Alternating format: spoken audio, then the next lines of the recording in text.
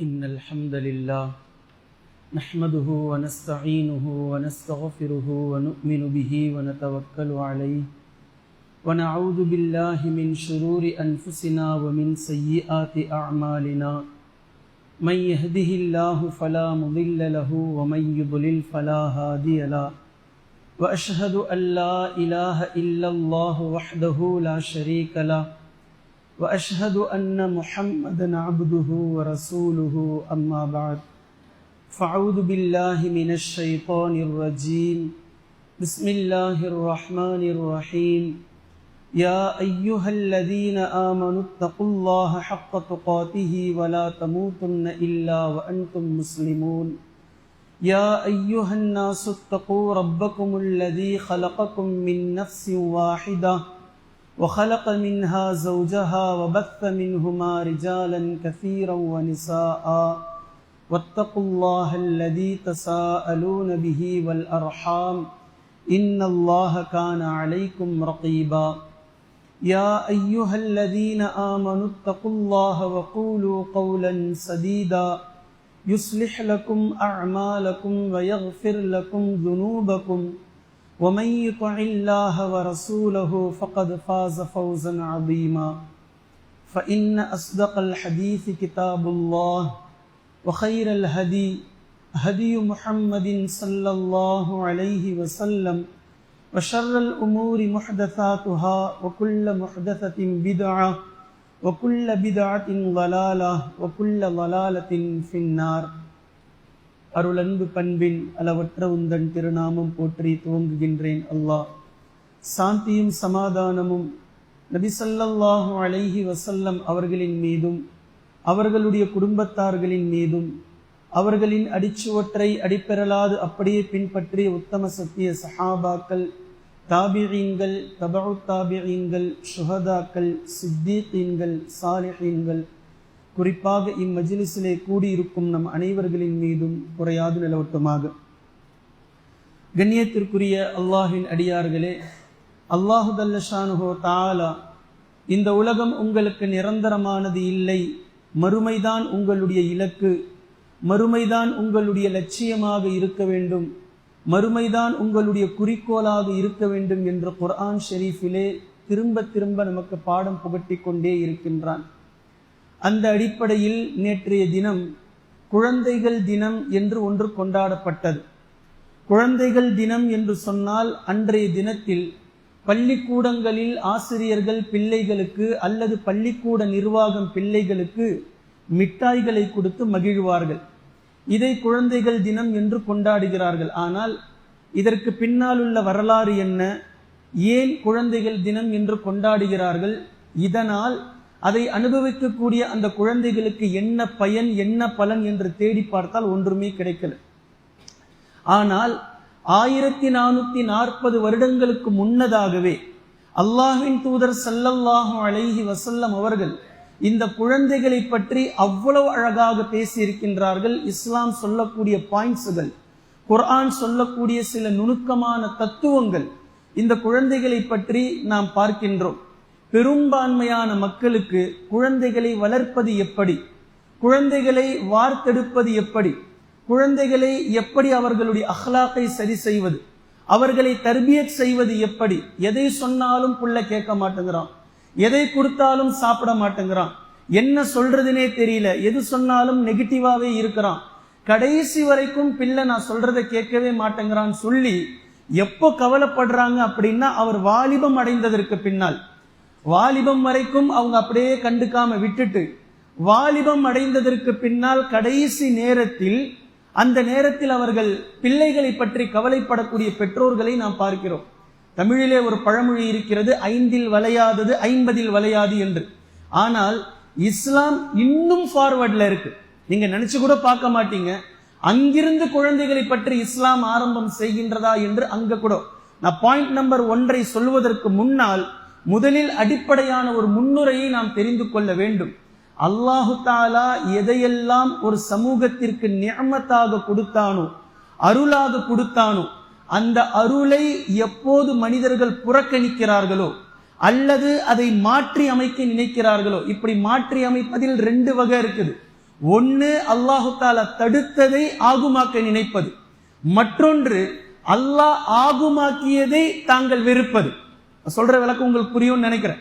அல்லாஹ் தடுத்திருக்கின்றான், அதை தனக்கான சாதகமாக மாற்ற நினைப்பது. மற்றொன்று அல்லாஹ் ஆகுமாக்கி இருப்பான், அது தங்களுக்கு மனசுக்கு பிடிக்காது, தங்களுக்கு ஒரு வெறுப்புணர்வை ஏற்படுத்தும், அதனால அதை விட்டுறது, இது வேண்டாம் அப்படின்னு சொல்லி ஹராமை விடவும் மிக வலுவான அளவிற்கு அதை வெறுப்பது, அதை எதிர்ப்பது. இப்படி அல்லாஹ் தடுத்ததை ஆகுமாக்குவதும் அல்லாஹ் ஆகுமாக்கியதை தடுத்துக் கொள்வதும் இப்படி மனிதர்கள் இருப்பதை நாம் பார்க்கிறோம். குழந்தைகளுடைய விஷயத்தில் இஸ்லாம் சொல்லக்கூடிய மிக நுட்பமான ஒரு விஷயம், வலா தக்துலு அவுலாதக்கும், உங்களுடைய குழந்தைகளை நீங்கள் கொலை செய்யாதீர்கள். இது அல்லாஹ் தஆலா பேசுறான். ஏன்? அல்லாஹ் உங்களுக்கு குழந்தைகளை நிஅமத்தாக தந்திருக்கின்றான், அருளாக தந்திருக்கிறான், அதை ஒரு பரக்கத்தாக தந்திருக்கின்றான், அதே நேரத்தில் அதை ஒரு சோதனையாகவும் தந்திருக்கின்றான். குழந்தைகள், பல வசனங்கள் குழந்தைகளை சோதனை என்கின்றது, பல நேரங்களில் உங்களுடைய மனைவியும் குழந்தையும் குடும்பமும் சோதனை என்கின்றது. இப்படி குர்ஆன் பேசுவதை நீங்கள் பார்க்கலாம். அல்லாஹ் குழந்தைகளை அருளாக தந்திருக்கிறான், அதே நேரத்தில் சோதனையாக தந்திருக்கின்றான். இந்த குழந்தையை உருவாக்குவதும் குழந்தையை தடுப்பதும், குழந்தையை இல்லாமையாக்குவதும் குழந்தையை கொடுத்து கொண்டே இருப்பதும், வேக வேகமாக ஒரு தாய்க்கு குழந்தை நின்று விடுவதும், மிக நீண்ட நாட்களாக குழந்தை இல்லாமல் இருப்பதும், இது எல்லாமே அல்லாஹு தாலா என் புறத்தில் இருக்கிறது என்று சொல்றான். இதை மாற்ற நினைக்காதீங்க. இதை நீங்கள் மாற்றி அமைக்க நினைத்தால் அல்லாஹ்வினுடைய தக்தீரில், அல்லாஹ்வினுடைய வல்லமையில் நீங்கள் கை வைக்க முற்படுகிறீர்கள். இது அல்லாஹ் மன்னிக்க மாட்டான். வலா தக்துலு அவுலாதக்கும், அல்லாஹ் உங்களுக்கு அருளாக நிஅமத்தாக கொடுத்திருக்கக்கூடிய விஷயத்தை நீங்களாக ஒன்றுக்கு பின்னால் இப்போதில்லை, இரண்டுக்கு பின்னால் எப்போதும் இல்லை, 16 பெற்று வாழ்வு வாழ்க என்ற டைலாக் எல்லாம் போய் நாம் இருவர் நமக்கிருவர், நாமே குழந்தை நமக்கேன் குழந்தை என்ற லெவல்ல போயிடுச்சு. இப்போ இந்த அடிப்படையில் அல்லாஹு தாலா குழந்தைகளை அருளாக கொடுத்திருந்து அதை நீங்களாக தடுத்து கொள்ளக்கூடிய சமூகமாக எப்போது இந்த சமூகம் மாறியதோ அப்போதே அல்லாஹ்வினுடைய அந்த அருள், அந்த நிஅமத் நமக்கெல்லாம் அஸாபாக மாறிவிட்டது, நமக்கு பிரச்சனையாக மாறிவிட்டது. எல்லா விஷயத்திலையும் பொருந்தும். அல்லாஹ் எதை அருளாக நிஅமத்தாக கொடுத்து அந்த அருளை நாம் புறக்கணிக்கின்றோமோ, அந்த அருளை அசட்டையாக நாம் செய்கின்றோமோ, அந்த அருளை மாற்ற நினைக்கின்றோமோ, அல்லாஹ் தடுத்ததை ஆகுமாக்குவதும் அல்லாஹ் ஆகுமாக்கியதை வெறுப்பதும் எப்போது இப்படி நாம் செய்கின்றோமோ அப்போதெல்லாம் அல்லாஹு தாலா நிஅமத்தாக கொடுத்ததையே சோதனையாக மாற்றி விடுவான், நிஅமத்தாக கொடுத்ததையே அல்லாஹு தாலா அஸாபாக மாற்றி விடுவான். இதில் மிக எச்சரிக்கையாக கவனமாக நாம் இருக்க வேண்டும். இப்போது முதலாவது பாயிண்ட், குழந்தை பிறந்ததற்கு பின்னால் அவன் பருவம் அடைந்துதான் யோசிக்கிறார்கள் என்று நான் சொன்னேன். சில நேரங்களில் குழந்தை பிறந்ததற்கு பின்னால் பெற்றோர்கள் 5 வயசு 7 வயசு 10 வயசு இருக்கும்போது பிள்ளைகளின் மீது கவலைப்படுவார்கள். இப்போதே இவன் சொல் பேச்சு கேட்க மாட்டேங்கிறான், நாளைக்கு என்ன ஆவானோ. ஆனா பாயிண்ட் நம்பர் 1, நீங்கள் குழந்தையை பெற்றெடுத்ததற்கு பின்னால் குழந்தையை எப்படி சரியாக வளர்ப்பது என்று கவலைப்படுவதில் எந்த பயனுமே இல்லை. மாற்றமாக நீங்கள் திருமணம் செய்வதற்காக பெண்ணை தேடுவீங்களே, அப்போவே உங்களுடைய மனசுல இருக்கணும், இன்று திருமணம் செய்தால் இன்ஷா அல்லாஹ், அல்லாஹ் நாடினால் நாளை குழந்தை பிறக்கும், இந்த குழந்தையை வார்த்தெடுக்கக்கூடிய வளர்ப்பில் சரியான முறையில் வளர்த்தெடுக்கக்கூடிய ஒரு சிறந்த தாய் நமக்கு வேண்டும் என்று ஒரு ஆண் மகன் தேர்வு செய்ய வேண்டும். இதே போன்று ஒரு பெண் திருமணம் ஆகி குழந்தை பிறந்ததற்கு பின்னால் வளர்க்கும் போது பிள்ளையை நினைச்சு கவலைப்படுறதில்லை. தனக்கு வரக்கூடிய துணை, தன்னுடைய கணவர், அதாவது வருங்காலத்தில் நமக்கு பிறக்கக்கூடிய குழந்தைக்கு தந்தையாக இருக்கக்கூடியவர், அந்த தந்தை தனது குழந்தையின் மீது எப்படி பங்கெடுப்பார், எப்படி அதை சீர்படுத்துவார் என்று அங்கேயே நாம் நினைத்து பார்க்க வேண்டும். பெண் தேடுவதிலேயே முதல் பாயிண்ட் வந்துருச்சு. அங்கேயே குழந்தைகளை சந்ததிகளை உருவாக்குவதில் அங்கேயே ஒவ்வொரு முஸ்லிமும் ஆணும் பெண்ணும் யோசிக்க வேண்டும். இதுதான் இஸ்லாம் நமக்கு சொல்லிக் கொடுத்திருக்கக்கூடிய விஷயம். நபி ஸல்லல்லாஹு அலைஹி வஸல்லம் அவர்கள் சொல்லிய ஹதீஸ் உங்கள் அத்தனை நபர்களுக்கும் மிக பிரபல்யமான பரிச்சயமான ஹதீஸ். 4 நோக்கங்களுக்காக ஒரு பெண் மனம் முடிக்கப்படுகின்றாள். அதில் அபூதர் கிஃபாரி ரலியல்லாஹு அன்ஹு அவர்களுக்கு அல்லாஹ்வின் தூதர் ஸல்லல்லாஹு அலைஹி வஸல்லம் அவர்கள் சொன்னது, மார்க்கத்திற்காக நீ பெண்ணை தேர்ந்தெடுத்து நீ வெற்றி அடைந்து கொள். இப்போ பெண்ணை தேர்வு செய்யக்கூடிய விஷயத்திலேயே குழந்தை வளர்ப்பினுடைய முதல் பாயிண்ட் அடங்கிவிட்டது. இதை நீங்கள் புரிந்து கொள்ள வேண்டும். இப்போ திருமணம் நடந்தது. திருமணம் நடந்ததற்கு பின்னால் இரண்டாவது விஷயம், ஒவ்வொரு பெற்றோர்களும், நான் ஏற்கனவே இதை சொல்லி இருக்கிறேன், இல்லறத்தில் ஈடுபடும் போதே நபி ஸல்லல்லாஹு அலைஹி வஸல்லம் அவர்கள் நமக்கு பிரார்த்தனையை சொல்லிக் கொடுத்து விட்டார்கள். ஒருவர் பிரார்த்தனை செய்யாமல் தாம்பத்தியத்தில் ஈடுபட்டால் ஷைத்தான் இவர்களோடு ஈடுபட்டு விடுகின்றார். கணவன் மனைவியோடு இப்லீஸும் மூன்றாவதாக ஈடுபட்டு விடுகின்றான். இது மிகப்பெரிய பிரச்சனை. அது பிரச்சனை கண்ணுக்கு தெரியாது, ஆனால் அது குழந்தை இடத்தில் பாதிப்பை ஏற்படுத்தும். இப்போ கணவன் மனைவி இல்லறத்தில் ஈடுபடும் போதே துஆவை ஓதிக்கொண்டு ஈடுபட வேண்டும் என்பதை தாண்டி ஒவ்வொரு நிமிடமும் யா அல்லாஹ் நீ தரக்கூடிய குழந்தையை சாலிஹான குழந்தையாக கொடு, சாலிஹான குழந்தையாக கொடு, சாலிஹான குழந்தையாக கொடு.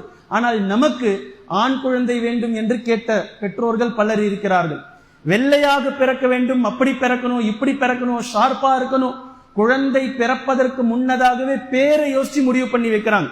குழந்தை பிறப்பதற்கு முன்னதாகவே ஆண் குழந்தையா பிறந்தா இந்த டிகிரியில படிக்க வைக்கணும், பெண் குழந்தை பிறந்தால் இந்த டிகிரி என்றெல்லாம் முடிவு செய்யக்கூடிய பெற்றோர்கள் அல்லாஹ்வின் புறத்திலிருந்து அருள்வலம் சூழப்பட்ட குழந்தையாக, சாலிஹான குழந்தையாக இருக்க வேண்டும் என்று துஆ செய்யக்கூடியவர்களாக நாம் பார்க்கவில்லை.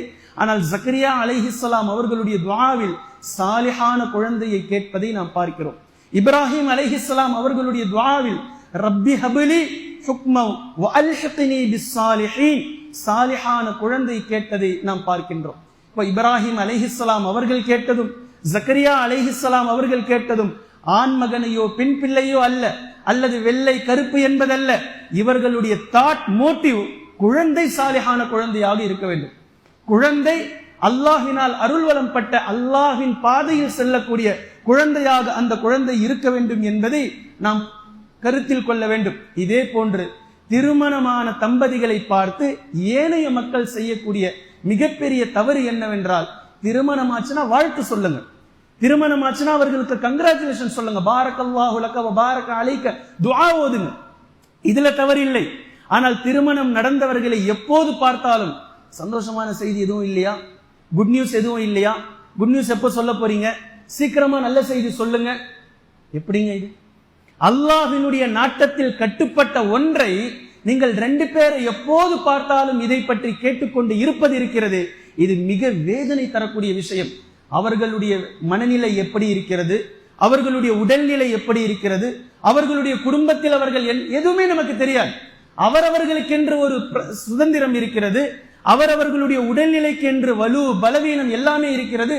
ஆனால் எதை பற்றியும் கவலைப்படாமல் குட் நியூஸ் எதுவும் இல்லையா, சந்தோஷமான செய்தி எதுவும் இல்லையா என்று கேட்கக்கூடிய இந்த அவலமான கேள்வியை மக்கள் கண்டிப்பாக தடுத்துக் கொள்ள வேண்டும். இது குழந்தையை பற்றி வரக்கூடிய விஷயம் என்பதனால் இடைக்குறிப்பாக இதையும் நான் சொல்கின்றேன். பின்பு மூன்றாவது பாயிண்ட், மூன்றாவது அல்ஹம்துலில்லாஹ், அல்லாஹ்வினுடைய மாபெரும் கிருபையால் குழந்தை தங்கிவிட்டது. ஒரு குழந்தை சாலிஹான குழந்தையை அல்லாஹ்விடத்தில் கேட்டோம், குழந்தை தங்கிவிட்டது. இப்போ குழந்தை தங்கியதற்கு பின்னால் இஸ்லாம் குழந்தையை வெல்கம் பண்ண சொல்கின்றது. இஸ்லாம் குழந்தையை வரவேற்பதில் கவனம் செலுத்தி இருக்கிறது. இப்போ வரவேற்பது, நம்முடைய வரவேற்பு எப்படி இருக்கிறது? குழந்தை பிறப்பதற்கு முன்னதாகவே எந்த ஹாஸ்பிட்டல், எப்படி பார்க்கலாம், எங்க பார்க்கலாம், எப்ப கொண்டுட்டு போலாம், எப்படி கொண்டுட்டு போலாம். குழந்தை பிறந்ததற்கு பின்னால் தேவையில்லாத அனாச்சாரங்கள் 6வது 10வது 40வது, அதுக்கு பிறகு ஒரு வருஷத்துல பிறந்த நாள், ஃபர்ஸ்ட் வருஷம் கிராண்டா, இப்பதான் முதல் பிறந்த நாள், இதை 5 கிலோ கேக் ஆர்டர் பண்ணணும், இப்படி ட்ரெஸ் எல்லாம் எடுக்கணும், சொந்த பந்தங்களுக்கு சொல்லி அனுப்பணும். இது இஸ்லாத்திற்கு முரண்பாடான மேற்கத்திய கலாச்சாரத்தினுடைய வரவேற்பு. இதற்கும் இஸ்லாத்திற்கும் எந்த சம்பந்தமும் இல்லை. இஸ்லாம் பேசுகின்றது, இஸ்லாம் குழந்தை பெற்ற குழந்தை கருவுற்றவுடன் அந்த குழந்தைக்காக நல்ல பெயரை தயார் செய்து வைப்பதில் எந்த தவறும் இல்லை. அர்த்தமுள்ள பெயர் குழந்தையை தருவதற்கு முன்னதாகவே ஜக்கரியா அலைஹிஸ்ஸலாம் அவர்களுக்கு பிறக்க போகும் குழந்தையை பற்றி சுப செய்தியாக அல்லாஹ் பேசுகின்றான். யஹ்யா அலைஹிஸ்ஸலாம் என்ற பெயரோடு பேசுறான் அல்லாஹ். இன்னும் ஜக்கரியா அலைஹிஸ்ஸலாமுக்கு குழந்தையை தங்கல, இப்பதான் குழந்தையை கேட்டிருக்கிறாங்க. ஆனா அல்லாஹ் சுப செய்தி சொல்லும் போது அவர்களுடைய கேரக்டரை பத்தி பேசுகின்றான். யஹ்யா அலைஹிஸ்ஸலாம் இப்படி இருப்பாங்க, இப்படி இருப்பாங்க, இப்படி இருப்பாங்க. யஹ்யா அலைஹிஸ்ஸலாம் என்ற பெயரோடு அல்லாஹ் தஆலா பேசுகின்றான். நல்ல பெயர்களை முடிவு செய்து வைப்பதில், அர்த்தமுள்ள பெயர்களை வைப்பதில் எந்த விதமான தவறும் இல்லை. நமக்கு அப்துல்லா, அப்துல் ரஹ்மான் என்ற பெயர்களோ சஹாபாக்களுடைய பெயர்கள் எல்லாம் பழைய பெயர் ஆயிடுச்சு. இதெல்லாம் இல்லை, யூனிக்கா சொல்லுங்க, யூனிக்கா எஸ்ல வரணும், எம்ல வரணும், அம்மா அப்பா பேர் சேர்ந்த மாதிரி வரும், எப்படியும் வைங்க, ஆனா அர்த்தமுள்ள பெயராக வையுங்கள். பெயரோடு அந்த குழந்தையுடைய கேரக்டர் சம்பந்தப்படும் என்று அல்லாஹ்வின் தூதர் ஸல்லல்லாஹு அலைஹி வஸல்லம் அவர்கள் சொல்லிய ஹதீஸை நாம் பார்க்கிறோம். எனவே பெயரை அர்த்தமுள்ள பெயராக, அழகான பெயராக வையுங்கள். அல்லாஹ்வின் தூதர் ஸல்லல்லாஹு அலைஹி வஸல்லம் அவர்கள் நல்ல பெயர்களை கேட்டால் சந்தோஷம் அடைவார்கள். அஸ்லம் என்ற பெயரை கேட்டார்கள், மிகவும் நல்ல பெயர். அஸ்லம் என்ற கோத்திரத்தை அடையும் போது நாம் நிம்மதி பெற்றுவிட்டோம் என்று சொன்னார்கள். அபூபக்கர் சித்தீக் ரலியல்லாஹு அன்ஹு அவர்களிடத்தில் மக்காவிலிருந்து மதீனாவிற்கு புலம்பெயர்ந்து வரக்கூடிய நேரத்தில் இதே போன்ற அல்லாஹ்வின் தூதர் ஸல்லல்லாஹு அலைஹி வஸல்லம் அவர்கள் எந்நேரமும் தவறான பெயர்களை கேட்டால் அதை மாற்றி அமைப்பார்கள். தங்களுடைய மனைவி ஜுவைரியா ரலியல்லாஹு அன்ஹா அவர்களுடைய பெயரை கேட்கிறார்கள். அது பர்ரான்னு சொல்லி இருக்கு. பர்ரா பர்ரா அப்படின்னாக்கா நல்லவங்க, நல்லது, நல்ல விஷயம் சொல்லி அர்த்தம். இப்ப நபி ஸல்லல்லாஹு அலைஹி வஸல்லம் அவர்கள் இப்படி பேர் வைக்க கூடாது. இப்ப திடீர்னு ஒருத்தர் கேட்பார், பர்ரா இருக்கிறாங்களா அப்படின்னா என்ன அர்த்தம்? நல்லது இருக்காங்களா. இப்ப நம்ம என்ன சொல்ல வேண்டியது வரும்? நல்லது இல்ல, வீட்டுல இல்லனா. பர்ரா வீட்டுல இல்லாத நேரத்தில் ரலியல்லாஹு அன்ஹா எப்படி பேச வேண்டியது வரும்? நல்லது இல்ல அப்படின்னு சொல்ல வரும். இப்ப தவறான அர்த்தம் கொடுக்கக்கூடிய பெயரை நீங்கள் வைக்காதீர்கள். இன்று முதல் உங்களுடைய பெயர் ஜுவைரியா என்று அல்லாஹ்வின் தூதர் ஸல்லல்லாஹு அலைஹி வஸல்லம் அவர்கள் மாற்றி வைத்ததை நாம் பார்க்கின்றோம். ஜுவைரியா ரலியல்லாஹு அன்ஹா அவர்களுக்கு. அதே போன்று குழந்தையை வெல்கம் பண்ணக்கூடிய விஷயத்தில் இஸ்லாம் சொல்லி இருக்கக்கூடிய மிக அழகான விஷயம் அகீகா கொடுப்பது. ஆனால் இந்த அகீகா கொடுக்கக்கூடிய விஷயத்தில் பலதரப்பட்ட பெற்றோர்கள் தங்களுடைய பொருளாதாரத்தை பின்னுக்கு காட்டுகிறார்கள், தங்களுடைய பொருளாதாரத்தை காட்டுகிறார்கள். குழந்தை தங்கியதும், நான் பல நபர்களுக்கு சொல்வதுண்டு, குழந்தை பிறந்ததுமே 7 நாளில் உங்களால் ஒரு 15,000 20,000 ரூபாய் பெறட்ட முடியாத சகோதரர்களும் இருக்கிறார்கள். அப்படிப்பட்ட ஏழ்மை நிலையில் இருக்கக்கூடியவர்களும் இருக்கிறார்கள். அவர்களுக்கான ஒரு டிப்ஸ், ஒரு வழி என்னவென்றால், குழந்தை தங்கியதுமே முடியுமான அளவிற்கு மாசம் ஒரு 1000 ரூபாய் 1500 ரூபாய் எடுத்து வச்சிருங்க. குழந்தை தங்கினதுமே இன்ஷா அல்லாஹ் 9 மாதத்தில் 8 மாதத்தில் 10 மாதத்தில் அல்லாஹ் நாடிய போது குழந்தை பிறக்கும். இந்த நேரத்தில் உங்களுடைய அமௌண்ட் 10,000 12,000 15,000 கிட்ட நெருங்கி இருக்கும். தாராளமாக குழந்தைக்காக ஒதுக்கியதை நீங்கள் எடுத்து அகீகா கொடுக்கலாம். ஆனால் அவ்வளவு நேரம் வரைக்கும் 10 மாதம் வரைக்கும் அகீகாவை பற்றி யோசிக்காத பெற்றோர்கள் கடைசியாக அகீகாவை தவற விடுவதையும் நாம் பார்க்கிறோம்.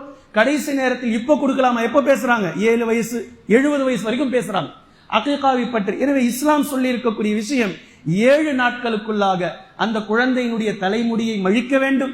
அந்த குழந்தையினுடைய தலைமுடிக்கு ஈடாக வெள்ளி காசோ அல்லது தங்க காசோ சதகாவாக கொடுக்க வேண்டும். பின்பு அந்த குழந்தைக்கு நல்ல பெயரை சூட்ட வேண்டும். அந்த குழந்தைக்காக அகீகாவை கொடுக்க வேண்டும். இதெல்லாம் அல்லாஹ்வின் தூதர் ஸல்லல்லாஹு அலைஹி வஸல்லம் அவர்களுடைய காலத்தில் நடந்த வழிமுறைகளை நாம் பார்க்கிறோம்.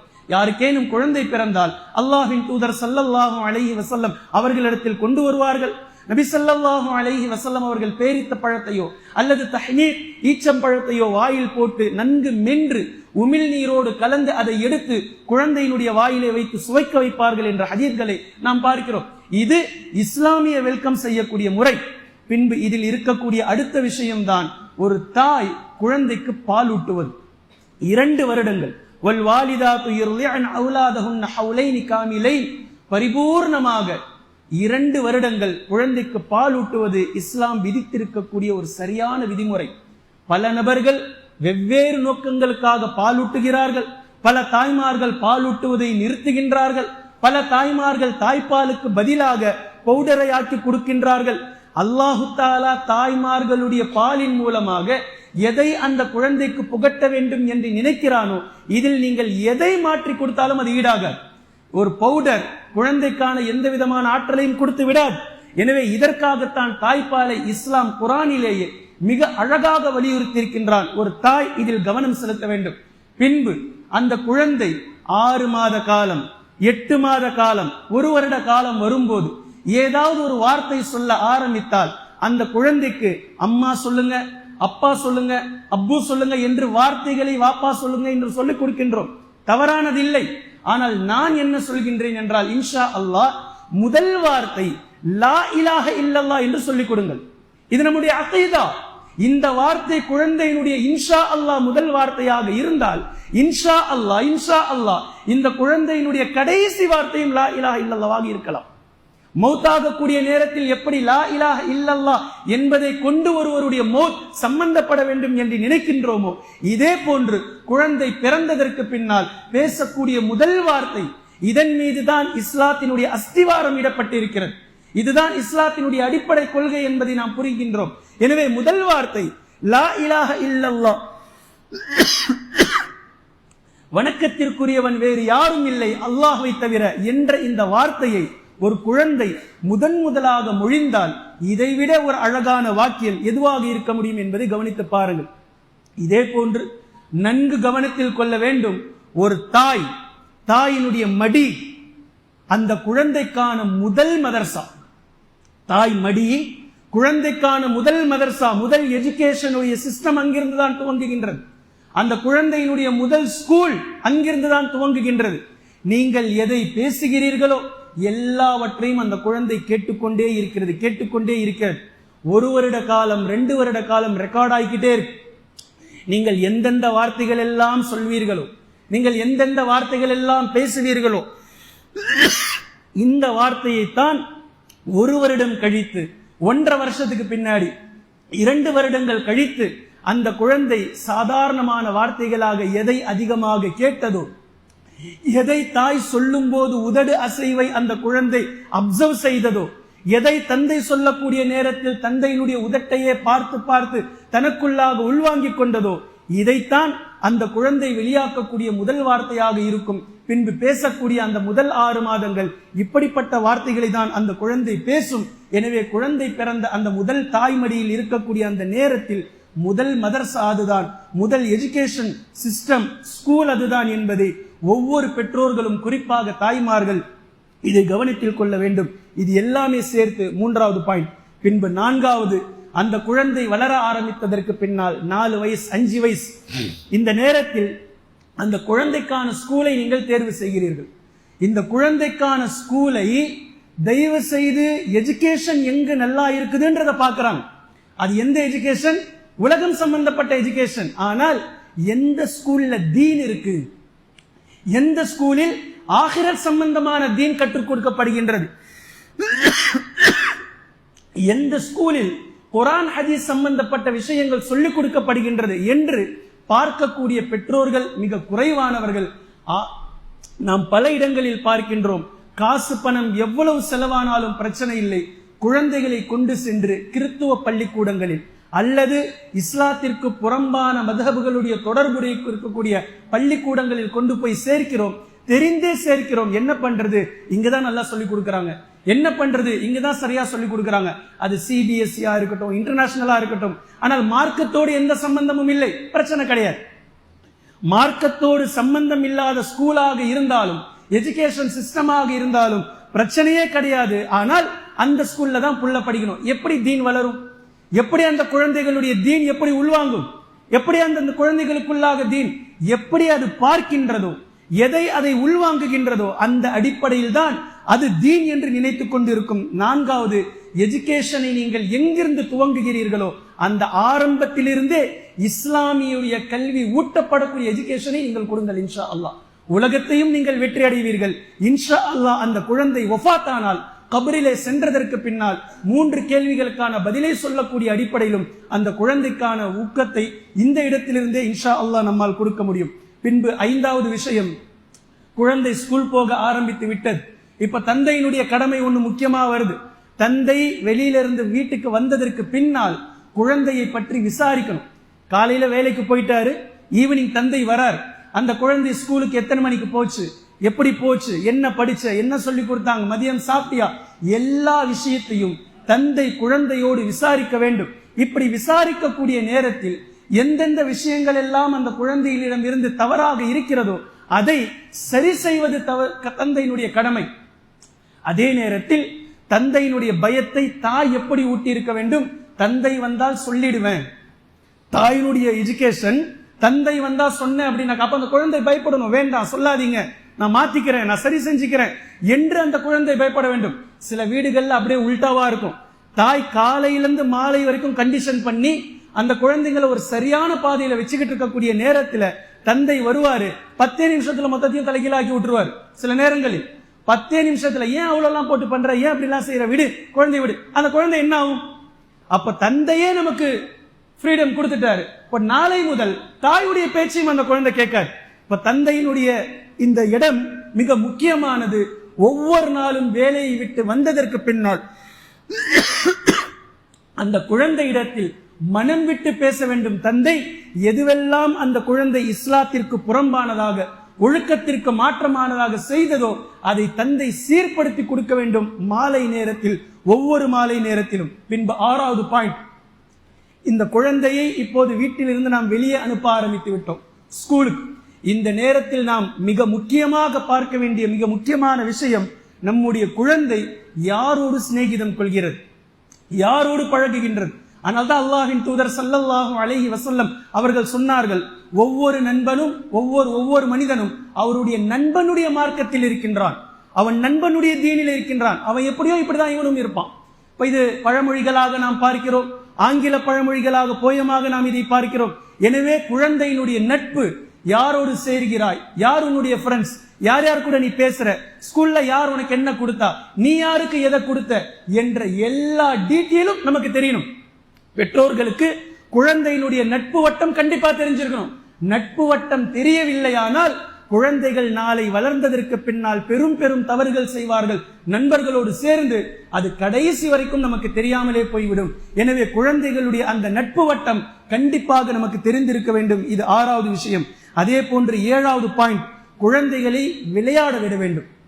நல்லா புரிஞ்சுக்குங்க, குழந்தைகளுடைய அந்த எக்ஸ்ட்ரா கரிக்குலர் அது விளையாட்டு தான். விளையாடக்கூடிய அடிப்படையில் குழந்தைகளை நன்கு ஊக்கப்படுத்த வேண்டும். அவர்களுடைய உடலில் இருந்து வியர்வை சுரக்க வேண்டும், அவர்கள் குதிக்க வேண்டும், ஓட வேண்டும். அவர்களை சோர்ந்து அமர்வதை நாம் ஒருபோதும் விரும்பக்கூடாது. ஒரு ஆடு மேய்க்கிறவர் கூட தன்னுடைய ஆடு அமர்ந்து விட்டால் அதை எழுப்பி விடுறார். மேய், நீ மேய்ஞ்சி நல்ல முறையில மாறினாதான் எனக்கு அதுல ஒர்த் இருக்கு. இது பக்ரீதுல நம்ம பாக்குறோம் இல்ல, பக்ரீதுடைய நிலைகள் இப்படிதானே நம்ம பாக்குறோம். இப்போ பெற்றெடுக்கக்கூடிய பிள்ளை நாளை நாம் வஃபாத்தானதற்கு பின்னால் நமக்கு வந்து துவா செய்யணும். இப்போ எவ்வளவு நீண்ட நெடிய பிராட் மைண்டோட யோசிக்கணும். இந்த குழந்தை சுட்டியாக இருப்பதை நாம் விரும்ப வேண்டும். குழந்தைகளுடைய விளையாட்டை நாம் ஊக்கப்படுத்த வேண்டும். அளவுக்கு அதிகமாக அந்த குழந்தைகளுடைய விளையாட்டை ஊக்கப்படுத்த வேண்டும். என்ன செய்யக்கூடாதுன்றதை நான் சொல்றேன். இப்ப இந்த செய்யக்கூடாதுன்னு சொல்றதுல நிறைய விஷயங்கள் இருக்கு. திடீர்னு குழந்தை என்ன செய்யும் அப்படின்னா, ஒரு கண்ணாடி டம்ளர் போய் எடுக்கும். இதெல்லாம் எடுக்கக்கூடாது அப்படின்னு சொல்லி வாங்கி வச்சிட வேண்டியது. இப்ப வாங்கி வைப்பதை தவறு என்று சொல்லல, வாங்கி வைப்பதோடு நிறுத்திக் கொள்வது தவறு. எது செய்தாலும் ஒரு குழந்தை திடீர்னு வண்டி சாவியை திருப்பிடும் முன்னாடி உட்காந்துக்கிட்டு, இதெல்லாம் செய்யக்கூடாது, இதெல்லாம் தொடக்கூடாது, இப்படி எல்லாம் பண்ணக்கூடாது, அப்படி எல்லாம் செய்யக்கூடாது என்று நெகட்டிவ் தாட் கொடுத்து கொண்டு இருக்க குழந்தையினுடைய மனதில் ஏன் தடுக்கிறார்கள் என்பதை அதை பற்றி ஆர்வம் அதிகமாகும். இப்ப தடுப்பதற்கு முன்னதாக தடுக்கக்கூடிய அதே நேரத்தில் அதற்கான ஆல்டர்னேட்டிவா கொடுங்க. ஒரு கண்ணாடி கிளாஸ் நீங்க வாங்கி வைக்கக்கூடிய நேரத்தில் அந்த ஸ்பாட்ல ஒரு சில்வர் கிளாஸ் தூக்கி கொடுங்க, இதை வச்சு விளையாடு. வண்டி சாவி திருப்பக்கூடிய நேரத்தில் வேற ஒரு டம்மி சாவி எடுத்து கொடுங்க, இதை வச்சு விளையாடு. அப்போ உனக்கான விஷயம் ஒண்ணு இருக்கிறது. மாற்று விஷயத்தை நீங்கள் ஏற்படுத்துங்கள். ஆயிஷா ரலியல்லாஹு அன்ஹா அவர்கள் கூறுகிறார்கள், நாங்கள் குழந்தைகளை நோன்பு நோக்கக்கூடிய நேரத்தில் குழந்தைகள் 3 மணி 4 மணி ஆகக்கூடிய அந்த நேரத்தில் அழுவார்கள். அப்போது நாங்கள் பொம்மைகளை வைத்து அவர்களுடைய நிலைகளை திருப்புவோம்.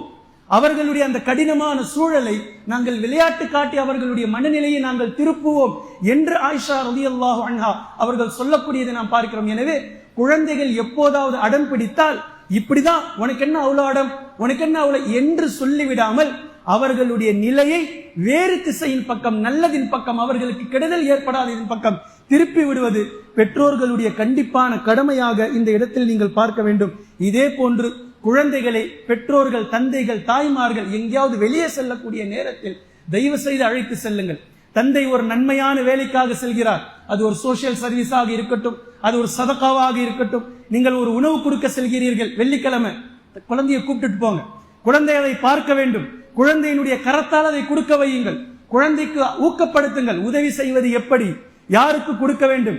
யாரேனும் நின்றால் குழந்தை உங்களை பார்த்து சொல்ல வேண்டும், பாப்பா இவருக்கு ஒரு 5 ரூபா கொடுங்க, இவருக்கு ஒரு 10 ரூபா கொடுங்க, இவருக்கு ஒரு சாப்பாடை வாங்கி கொடுங்க என்று இப்போதிலிருந்தே அந்த குழந்தையை நீங்கள் உதவி செய்வதின் பக்கம் திருப்பினால் மட்டுமே நாளைக்கு அந்த குழந்தை தன்னுடைய சம்பாத்தியத்திலிருந்து சரியாக நாம் ஜகாத் கொடுக்க வேண்டும், சரியாக நாம் சதகா செய்ய வேண்டும் என்ற நிலைக்கு அந்த குழந்தையினுடைய நிலை மாறும் என்பதை நிதானமாக புரிந்து கொள்ளுங்கள். 8வது பாயிண்ட், அதே போன்று குழந்தைக்கு மத்தியில் காம்படிஷனை ஏற்படுத்துங்கள்.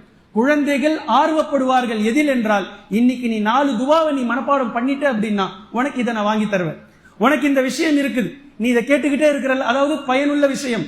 பயனுள்ள விஷயம். திடீர்னு சொல்லிட்டு 15 வயசுல ஒருத்த மோட்டர் பைக் கேட்பான், அது இல்ல. குழந்தைகளுக்கு மத்தியில் காம்படிஷன் ஏற்படுத்துங்க. இது இந்த விஷயத்தை, இந்த சூறாவை நீ மனப்பாடம் பண்ண அப்படின்னா உனக்கு பிடிச்சதை நான் சமைப்பேன். நீ நீண்ட நாளா இதை கேட்டுக்கிட்டு இருக்கல, இதை இன்னைக்கு நான் சமைச்சு கொடுக்குறேன், அதுக்கு முன்னாடி நீ இந்த 4 துவாவை மனப்பாடம் பண்ணு, இந்த சூறாவை மனப்பாடம் பண்ணு, இந்த நாளுக்குள்ளாக இந்த ஜுஸை நீ மனப்பாடம் பண்ணு, இந்த துவாக்களை நீ மனப்பாடம் பண்ணிட்டு வா என்று இந்த காம்படிஷன்களை குழந்தைகளுக்கு மத்தியில் அதிகப்படுத்துங்கள். இதை குழந்தைகள் விரும்புவார்கள். தங்களை போட்டி போட்டு கொள்ளக்கூடிய விஷயத்தில் அநேக குழந்தைகள் விருப்பமானவர்களாக இருப்பார்கள். அவர்களுடைய மூளையும் அவர்களுடைய இதயமும் இதை நோக்கி செல்லுபடியாகும். இதன் பக்கம் நீங்கள் குழந்தைகளை அதிகமாக ஆக்குங்கள். 9வது பாயிண்ட், ரொம்ப பெரிய விஷயம், மிக நிதானமாக நாம் செயல்பட வேண்டிய விஷயம். அகீதாவை சொல்லிக் கொடுங்கள், ஈமானை சொல்லிக் கொடுங்கள். வெளியே கூப்பிட்டு போறீங்க, ஒரு மரத்தை காட்டுங்கள், அந்த மரத்துடைய நிழலிலே நீங்கள் நிற்கிறீர்கள், அந்த மரத்தை பற்றி பேசுங்கள். பின்பு காய்ந்த இலை விழக்கூடிய நேரத்தில் குர்ஆனுடைய ஆயத்தை ஓதி அந்த குழந்தைக்கு சொல்லுங்கள், வலா யாபிசின் இல்லா ஃபீ கிதாபின் முபீன். காய்ந்த இலை மரத்தில் இருந்து உதிர்ந்தாலும் அதையும் அல்லாஹ் எழுதி வைத்திருக்கிறான், அல்லாஹுக்கு தெரியாமல் இல்லை. இந்த மரம் எப்போது வளர வேண்டும், எப்படி வளர வேண்டும், இந்த மரத்தினுடைய தஸ்பீஹ், பறக்கக்கூடிய காகம் செய்யக்கூடிய தஸ்பீஹ், இந்த உலகத்தை யார் ஆட்சி செய்கின்றார், வானம் பூமியினுடைய அரசன் யார், அல்லாஹினுடைய விதி என்ன, அல்லாஹுடைய தக்தீர் என்ன என்பதை ஒவ்வொரு விஷயத்தையும் காட்டி காட்டி நம்முடைய அகீதாவை, ஈமானை மிக தெளிவாக இதை பற்றிய தஅலீம், கல்வியை நீங்கள் கொடுத்து கொண்டே இருக்க வேண்டும். இன்ஷா அல்லாஹ் இந்த அகீதா இல்லாமல் போகக்கூடிய நேரத்தில் தான் பல பெண் பிள்ளைகள் திசை மாறி செல்கின்றார்கள். பல பெண் பிள்ளைகள் தங்களுடைய மார்க்கத்தை தூக்கி எறிந்து விட்டு செல்கின்றார்கள். எனவே மார்க்கத்திற்கு மிக முக்கியமானது சிறு வயதிலிருந்து அவர்களுக்கு இந்த அகீதாவை மிக தெளிவாக நாம் கொடுத்து கொண்டே இருக்க வேண்டும். பின்பு குழந்தை வளர்ந்தாச்சு, கிட்டத்தட்ட 18, 19, 20 வயசு ஆயிடுச்சு. இவ்வளவு காலம் வந்ததற்கு பின்னால் இப்போ காலேஜ்ல சேரக்கூடிய அந்த நிலை வரக்கூடிய நேரத்தில் முதலில் ஒரு தந்தை எப்படி மாற வேண்டும் என்பதில் இந்த 20 வருட காலம் தாயினுடைய உழைப்பு என்ன, தாயினுடைய பராமரிப்பு என்ன, தாயினுடைய வளர்ப்பு என்ன என்பதை சுருக்கமாக நம்மால் தெரிந்து கொள்ள முடிகின்றது. இஸ்மாயில் அலைஹிஸ்ஸலாம், இப்ராஹிம் அலைஹிஸ்ஸலாம், ஹாஜர் அலைஹிஸ்ஸலாம் அவர்களுடைய இந்த மூவருடைய விஷயத்தில் நீங்கள் நிதானமாக பார்க்கலாம். இப்ராஹிம் அலைஹிஸ்ஸலாம் அவர்கள் ஹாஜர் அலைஹிஸ்ஸலாம் அவர்களையும், இரண்டாவது மனைவியான ஹாஜர் அலைஹிஸ்ஸலாம் அவர்களையும், இஸ்மாயில் அலைஹிஸ்ஸலாம் அவர்களையும் கொண்டு சென்று பாலைவனத்தில் விடக்கூடிய நேரத்தில், விட்டுட்டு போகக்கூடிய நேரத்தில் ஹாஜர் அலைஹிஸ்ஸலாம் கேட்கிறாங்க, இது நீங்களாக எடுத்த முடிவா, அல்லாஹ்வினுடைய கட்டளையா? இது அல்லாஹ்வினுடைய கட்டளை அப்படின்னா போங்க, இது அல்லாஹ்வுடைய ஏற்பாடு என்றால் அதை நான் ஏற்றுக்கொள்கிறேன். இதுதான் இஸ்மாயில் அலைஹிஸ்ஸலாம் அவர்கள் வளர்ந்து வந்ததற்கு பின்னால் ஹாஜர் அலைஹிஸ்ஸலாம் எப்படி வளர்த்தாங்கன்றது நமக்கு அந்த வயசு வரைக்கும் நமக்கு தெரியல. ஆனா எப்படி வளர்த்தாங்கன்றது இஸ்மாயில் அலைஹிஸ்ஸலாமுடைய எதை ஹாஜர் அலைஹிஸ்ஸலாம் அவர்கள், இஸ்மாயில் அலைஹிஸ்ஸலாம் அவர்கள் சிறு பிள்ளையாக கை குழந்தையாக இருக்கக்கூடிய நேரத்தில் தாய் எதை பேசினார்களோ அதையே தந்தையிடத்தில் மீண்டும் பேசுகிறார்கள். எவ்வளவு அழகான ரிஃப்ளெக்ட் பாருங்க. நீண்ட நெடிய காலத்திற்கு பின்னால் தந்தை மகனிடத்தில் வருகிறார், நான் ஒரு கனவை கண்டேன், உன்னை அறுக்கும்படி அல்லாஹ் தஆலா கட்டளையிடுகின்றான். எதை 16, 17 வருடங்களுக்கு முன்னால் தாய் சொன்னார்களோ, எதை தாய் சொன்னார்களோ அதையே மகனார் வெளிப்படுத்துகின்றார். ஃபஃஅல் மா துஅமர் சதஜிதுனி. எதை அல்லாஹ் உங்களுக்கு ஏவினானோ அதை நீங்கள் செய்யுங்கள். ஜாயிண்ட் நான் சொல்றது புரியுதா? எதை தாய் பேசினார்களோ அதையே வயதுக்கு வந்த அந்த மகனும் அதையே பேசுகிறார் தந்தையிடத்தில். சதஜிதுனி இன்ஷா அல்லாஹு மினஸ் சாபிரீன். எவ்வளவு அழகான வளர்ப்பு பாருங்க. நிச்சயமாக நீங்கள் என்னை பொறுமைசாலியாக பெற்றுக் கொள்வீர்கள். தாய் எப்படி வளர்த்திருக்கிறாங்க பாருங்க. தந்தை இல்லாமல் அவ்வளவு காலம் வரைக்கும் வளர்ந்த அந்த மகனார், தாயினுடைய அந்த வளர்ப்பு, அந்த அழகு, தாய் என்ன அகீதாவோ, தாய் என்ன கெப்பாசிட்டியோ அந்த கெப்பாசிட்டி அப்படியே ஒளி வீசுகின்றது மகனிடத்தில் என்ற இந்த விஷயத்தில் நாம் பார்க்கிறோம். இதை அலி ரலியல்லாஹு அன்ஹு அவர்கள் சொல்லக்கூடிய மிக முக்கியமான விஷயம். இதைத்தான் 10வது பாயிண்டாக நான் சொல்றேன். காலேஜுக்கு செல்லக்கூடிய அந்த நேரத்தில் 10வது, 11வது, 12வது பிள்ளைகள் வந்துவிட்டால் பெற்றோர்கள் செய்ய வேண்டிய மிக முக்கியமான விஷயம், அந்த பிள்ளைகளோடு பெற்றோர்களாக இப்போது இல்லாமல் கூடுதலான ஒரு கேரக்டரை நீங்கள் எடுக்க வேண்டும். அது நண்பர்களாக நீங்கள் மாறிவிடுங்கள். தந்தையும் சரி தாயும் சரி நண்பர்களாக நீங்கள் மாறிவிடுங்கள். அலி ரலியல்லாஹு அன்ஹு அவர்கள் சொல்லக்கூடிய ஒரு சொல் இருக்கிறது. குழந்தைகளிடத்தில் 7 வருடங்கள் விளையாட்டிலே நீங்கள் இருங்கள். 7 வருஷம் குழந்தையா மாறி விளையாடுங்க. பின்பு 7 வருஷம் குழந்தைகளோட குழந்தையா மாறி நீங்களும் படிங்க அவங்களோடு சேர்ந்து. பின்பு அடுத்த 7 வருஷம் குழந்தைகளோடு சேர்ந்து அவர்களுடைய நண்பர்களாக நீங்கள் மாறிவிடுங்கள். 21 வயசு பூர்த்தியாச்சு. இந்த 3 கேட்டகரியையும் 3 நேரத்தில் நீங்கள் செய்யுங்கள் என்று அலி ரலியல்லாஹு அன்ஹு அவர்கள் சொல்லக்கூடிய விஷயத்தை நாம் பார்க்கிறோம். எனவே ஒரு வயது வந்ததற்கு பின்னால் அந்த குழந்தையினுடைய மனநிலை எப்படி இருக்கும்? பெற்றோர்களிடத்தில் மறைக்க வேண்டும், நண்பர்களிடத்தில் பகிர வேண்டும். இப்போ நீங்களே நண்பர்களாக மாறிவிட்டால் இன்ஷா அல்லாஹ் உங்களை பெற்றோர்களாகவும் பார்ப்பார்கள், உங்களை நண்பர்களாகவும் பார்ப்பார்கள். எது அவர்களுடைய மனதில் புதியதாக தோன்றினாலும் அந்த சிந்தனையை இன்ஷா அல்லாஹ் உங்களிடத்தில் முதலாக அவர்கள் வெளிப்படுத்துவார்கள். இதற்கு நீங்கள் தயாராக நண்பர்களாக மாறிவிட வேண்டும். இது 10வது பாயிண்ட். பின்பு 11வது பாயிண்ட், அன்பு என்றால் என்ன, காதல் என்றால் என்ன என்பதை ஷரீஅத் அடிப்படையில் புரிய வையுங்கள். ஆயிஷா ரலியல்லாஹு அன்ஹா அவர்களுக்கும் நபி ஸல்லல்லாஹு அலைஹி வஸல்லம் அவர்களுக்கும் இருந்த நேசத்தை பற்றி அவர்களுக்கு புரிய வையுங்கள். ஹதீஜா ரலியல்லாஹு அன்ஹா அவர்களுக்கும் நபி ஸல்லல்லாஹு அலைஹி வஸல்லம் அவர்களுக்கும் இருந்த காதலை பற்றி அவர்களுக்கு பேசி புரிய வையுங்கள். ஷரீஅத்துடைய ரீதியில் அன்பையும் காதலை பற்றியும் கண்டிப்பாக பருவமடைந்த ஒவ்வொரு குழந்தையும் தெரிந்திருக்க வேண்டும். இது பெற்றோர்களுடைய அடிப்படையில் மிக முக்கியமான விஷயம். பெற்றோர்கள் இதை சொல்லிக் கொடுக்க வேண்டும். பின்பு 12வது மிக முக்கியமான விஷயம், எவ்வளவு சீக்கிரம் முடியுமோ அவ்வளவு சீக்கிரம் தங்களுடைய பிள்ளைகளுக்கு நிக்காஹ் செய்து வைத்து விடுங்கள். இதுதான் பாயிண்ட். எவ்வளவு சீக்கிரம் முடியுமோ அவ்வளவு சீக்கிரமாக தங்களுடைய பிள்ளைகளுக்கு நிக்காஹ் செய்து விடுங்கள். நிக்காஹினுடைய தேடல், நிக்காஹ் செய்தால் எதுவெல்லாம் கிடைக்குமோ அது கிடைக்காது இந்த நேரத்தில் என்று வரக்கூடிய அந்த மனநிலை, இது பலதரப்பட்ட பிரச்சனைகளை கொண்டு வரும். பலதரப்பட்ட பிரச்சனைகளுக்கு காரணமும் இதுதான். அல்லாஹ்வின் தூதர் ஸல்லல்லாஹு அலைஹி வஸல்லம் அவர்கள் சொல்லிய அந்த விஷயத்தை நாம் தவறவிட்டதுதான். எவ்வளவு சீக்கிரம் முடியுமோ அவ்வளவு சீக்கிரம் ஹலாலான முறையில் நிக்காஹை நீங்கள் செய்து கொள்ளுங்கள் என்று அல்லாஹ்வின் தூதர் ஸல்லல்லாஹு அலைஹி வஸல்லம் அவர்கள் நமக்கு மிக அழகிய உபதேசத்தை செய்திருக்கிறார்கள். இப்போ பாயிண்ட் 1ல நான் ஆரம்பிச்ச பெண் தேடுவது, பாயிண்ட் 12ல நான் முடிச்சிருக்கிற குழந்தைகளை நிக்காஹ் செய்து வைப்பது. இப்ப மறுபடியும் அப்படியே ரீசைக்கிள் பின் நிக்காஹ் செய்யக்கூடிய நேரத்தில் எப்படிப்பட்ட குழந்தை நமக்கு பிறக்க வேண்டும் என்று தங்களுடைய மகனுக்கோ மகளுக்கோ துணை தேடக்கூடிய நேரத்தில் வரக்கூடிய வாரிசுக்கு இவர்கள் எப்படி இருப்பார்கள் என்பதை மீண்டும் நீங்கள் நிதானமாக தேட வேண்டும். புரியுதா? மறுபடியும் ரீசைக்கிள் பின் அப்படியே மறுபடியும் அவர்கள் குழந்தை பிறக்கும், அவர்கள் சாலிஹான குழந்தைக்காக துவா செய்வார்கள், மீண்டும் குழந்தை பிறக்கும், அந்த குழந்தையை வெல்கம் செய்வது எப்படி, அகீகா எப்படி, அப்புறம் என்ன சொல்லுவது, எல்லாமே அப்படியே பாயிண்டா வாழையடியாக வந்து கொண்டே இருக்கும். இவையெல்லாம் குர்ஆன் சுன்னாவின் மூலமாக நமக்கு கிடைக்கக்கூடிய தகவல்கள். கண்ணியத்திற்குரிய அல்லாஹ்வின் அடியார்களே, எனவே குழந்தைகளுடைய விஷயத்தில் பெற்றோர்கள் அல்லாஹ்விடத்தில் அதிகமாக துஆ செய்யுங்கள். சொல்லக்கூடிய விஷயத்தை இன்ஷா அல்லாஹ் பிள்ளைகளின் மீது நாம் அமல் செய்யக்கூடிய நேரத்தில் அல்லாஹு தஆலா இதற்கான வெற்றியை இம்மையிலும் மறுமையிலும் இன்ஷா அல்லாஹ் நமக்கு தருவான். குர்ஆனையும் ஹதீஸையும் தெளிவாக விளங்கக்கூடிய நன்மக்களாகவும் நம்மை ஆக்கி அருள் புரிவானாக. வ ஆகிரு தஅவானா அனில் ஹம்துலில்லாஹி ரப்பில் ஆலமீன்.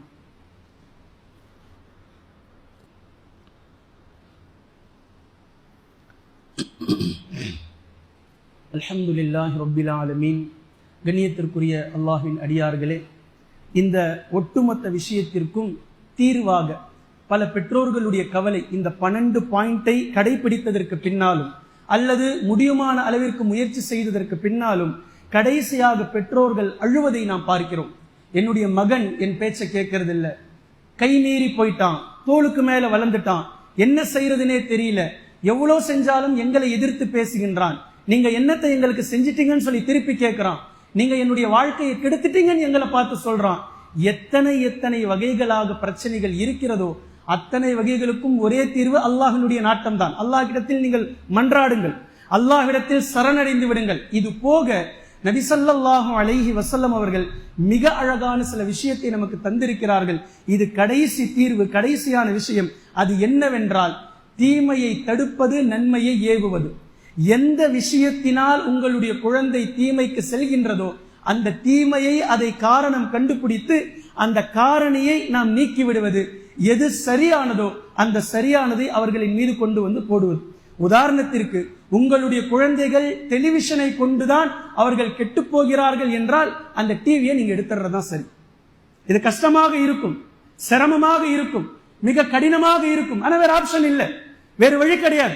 மொபைல்களை கொண்டுதான் உங்களுடைய பிள்ளைகள் கெட்டு போகிறார்களா, மொபைலை எடுத்துட வேண்டியதுதான். அல்லது வேறு ஒரு விஷயத்தின் மூலமாகத்தான் உங்களுடைய பிள்ளைகள் கெட்டு போகிறார்களா, எது காரணியாக இருக்கிறதோ அந்த காரணியை அங்கிருந்து உருவிவிட வேண்டியது. அதற்கு பதிலாக நன்மையானதை நீங்கள் கொடுத்து விட வேண்டியது. ஒரே ஒரு ஹதீஸை சொல்லி நான் முடித்துக் கொள்கின்றேன். அல்லாஹ்வின் தூதர் ஸல்லல்லாஹு அலைஹி வஸல்லம் அவர்களுடைய ஒட்டகம் சவாரி செய்றாங்க. அவர்களுக்கு பின்னால் இப்னு அப்பாஸ் ரலியல்லாஹு அன்ஹு அவர்கள் அமர்ந்திருக்கிறாங்க. இப்னு அப்பாஸ் ரலியல்லாஹு அன்ஹு அவர்கள் சிறு பிள்ளை. நபி ஸல்லல்லாஹு அலைஹி வஸல்லம் அவர்கள் உபதேசம் செய்றாங்க. இந்த உபதேசத்தை, இந்த அட்வைஸை இன்று வாழ்நாளில் நாம் எல்லோருமே செய்ய வேண்டும், எவ்வளவு காலமானாலும் செய்ய வேண்டும். இப்ப நபி ஸல்லல்லாஹு அலைஹி வஸல்லம் எவ்வளவு அழகா செய்யறாங்க பாருங்க. யா குலாம், அருமை மகனே, சிறுவனே, பாசமா கூப்பிடுறாங்க. யா குலாம், சிறுவனே, இன்னி உஅல்லிமுக பிகலிமாத்தி, நான் உனக்கு சில வார்த்தைகளை கற்றுத் தருகிறேன். இது நல்லா கவனிச்சுக்கோ, சில வார்த்தைகளை நான் உனக்கு கற்றுத் தருகின்றேன் என்று சொல்லிட்டு இஹ்ஃபதில்லாஹ யஹ்ஃபதுக, அல்லாஹை நீ பேணி பாதுகாத்துக்கொள். அதாவது அல்லாஹ் ஷரியத்தாக எதை தந்திருக்கின்றானோ, அல்லாஹ் எதை கடமையாக்கி இருக்கின்றானோ, இந்த கடமைகளை நீ பேணி பாதுகாத்துக்கொள், அல்லாஹ் உன்னை பாதுகாப்பான். பின்பு அல்லாஹினுடைய கடமைகளை சரியானதை நீ பேணி பாதுகாத்துக்கொள், நீ நாடும் நேரத்தில் அல்லாஹை நீ அடைந்து விடுவாய். எப்பெல்லாம் நீ நினைக்கிறியோ அல்லாஹ் உனக்கு உதவியாக வந்து விடுவான். அல்லாஹினுடைய கடமைகளை நீ சரியாக செய்யக்கூடிய நேரத்தில் எதை நீ கேட்டாலும், சின்ன பிள்ளைகிட்ட சொல்றாங்க, எதை நீ கேட்டாலும் இதா சஅல்த ஃபஸ்அலில்லாஹ், அல்லாஹ் கிட்ட கேள். வ இதா ஸ்தஅன்த ஃபஸ்தஇன் பில்லாஹ், நீ உதவி தேடினால் அல்லாஹ் கிட்ட கேள். சின்ன பிள்ளைகிட்ட சொல்றாங்க, கேட்டால் அல்லாஹ்விடம் கேள், உதவி தேடினால் அல்லாஹ்விடத்தில் உதவி தேடு. ஏடிஎம்ல நின்று கூட பிள்ளைங்க கிட்ட சொல்லி கொடுங்க. அல்லாஹ் காசு பணத்தை கொடுக்கறான், ஏடிஎம் கொடுக்கல, பட்டன் அமுக்குனதுனால வரல, அல்லாஹ்வினுடைய நாட்டத்தில் தான் வருகிறது என்று குழந்தையை வைத்துக் கொண்டு ஏடிஎம்ல எடுக்கும் போதும் நீங்கள் சொல்லிக் கொடுங்கள். இப்ப நபி ஸல்லல்லாஹு அலைஹி வஸல்லம் அவர்கள் கடைசியா சொல்றாங்க, வாழம் அறிந்து கொள், இந்த உலகமே சேர்ந்து உனக்கு ஏதேனும் நன்மை செய்ய நாடினாலும் அல்லாஹ் உனக்கு எதை விதித்தானோ அதை தவிர யாராலும் எந்த நன்மையும் உனக்கு செய்துவிட முடியாது. இந்த உலகமே சேர்ந்து உனக்கு ஏதேனும் ஒரு தீமை செய்ய நினைத்தாலும், இடர் செய்ய நினைத்தாலும், அல்லாஹ் உன் விதியில் எதை இடராக தீமையாக ஆக்கி வைத்திருக்கின்றானோ அதை தவிர வேறு எதையும் யாரும் உனக்கு தீங்கு செய்துவிட முடியாது என்று அல்லாஹ்வின் தூதர் ஸல்லல்லாஹு அலைஹி வஸல்லம் அவர்கள் இப்னு அப்பாஸ் ரலியல்லாஹு அன்ஹு அவர்களுக்கு செய்த உபதேசத்தை நாம் ஹதீஸ்களிலே காண்கின்றோம். எனவே கண்ணியத்திற்குரிய அல்லாஹ்வின் அடியார்களே, பெற்றோர்களுக்கு குழந்தை வளர்ப்பு என்பதும் குழந்தையை வார்த்தெடுப்பது என்பதும் குழந்தையினுடைய விஷயத்தில் மிகப்பெரிய பொறுப்புதாரிகளாக நாம் இருக்கிறோம். இன்ஷா அல்லாஹ் மறுமையில் இதை பற்றி நாம் கேட்கப்படுவோம். எனவே அதிகமாக கவனம் செலுத்துங்கள். அல்லாஹு தாலா நம்முடைய குழந்தைகளை சாலிஹான குழந்தைகளாக, நாம் வஃபாத்தாகிவிட்டால், நாம் இறந்து விட்டால் நமக்காக கபர்களிலே வந்து துஆ செய்யக்கூடிய குழந்தைகளாக, நமக்கு நன்மையை எத்தி வைக்கக்கூடிய குழந்தையாக, நாம் இன்ஷா அல்லாஹ் சொர்க்கம் செல்வதற்கு நமக்கு காரணமாக இருக்கக்கூடிய குழந்தையாக, அவர்களை நாம் சொர்க்கத்திற்கு அழைத்து செல்லக்கூடிய தகுதி உள்ள குழந்தையாக அல்லாஹு தஆலா நம்முடைய வாழ்க்கையை மாற்றி அமைப்பானாக. அஊது பில்லாஹி மினஷ் ஷைத்தானிர் ரஜீம். பிஸ்மில்லாஹிர் ரஹ்மானிர் ரஹீம். இன்னல்லாஹ யஅமுருக்கும் பில் அத்லி வல் இஹ்சான் வ ஈதாஇல் குர்பா வ யன்ஹா அனில் ஃபஹ்ஷாஇ வல் முன்கரி வல் பகி யஇதுக்கும் லஅல்லக்கும் ததக்கரூன். உذ்குருல்லாஹ யذ்குருக்கும் வதுஊஹு யஸ்தஜிபு லக்கும் வல்லாஹு யஅலமு மா